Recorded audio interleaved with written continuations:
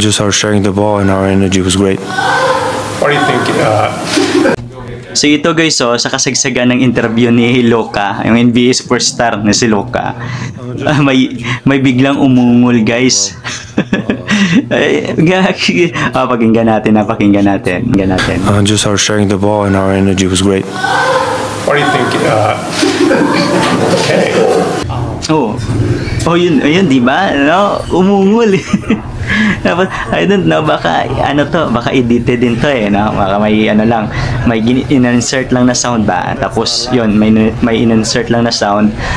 Pero, yung reaction ni Luka iba no? Hindi, parang hindi scripted or baka prank to, no? Yun lang, baka prank din to. Yun yung naisip ko na mismo baka pinaprank si Luka. Pero sa NBA kasi walang ganun, di ba? Yung mga interview walang nagpa-prank na ganun So I don't know lang, no? Kasi yung reaction ni Luka is is real no? Totoo hindi